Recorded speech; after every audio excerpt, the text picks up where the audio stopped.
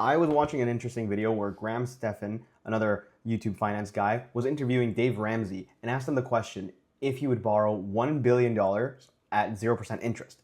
Dave Ramsey said no, which is very interesting. Obviously, it's very on brand for Dave Ramsey and them hating debt, but it also taught us something very interesting, which he probably didn't intend to.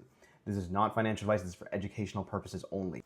The really interesting thing that this taught us was an idea around if you had $1 billion with an interest-free loan and invested that into something extremely boring like a high interest savings account or a GIC and generated at least 1%, you would generate $10 million off of this free loan. At this point in time, obviously an exaggeration, but once you build enough, it doesn't really matter where you put your money in, it will work on its own and make more money. The flip side, if that $1 billion wasn't interest-free, with even an interest rate of 0.001%, that's 1,000th%, it would cost $10,000 per year, or depending how that interest was charged.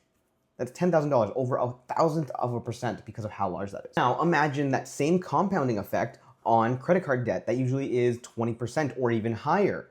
That would just snowball and create such a chaotic event from how much you owe that will never go down. The same math that goes towards helping you build wealth, where more money will make more money, more debt will just generate a negative snowball just burning you. Ramsey built his brand on being debt-free, no debt at all. But the math doesn't lie.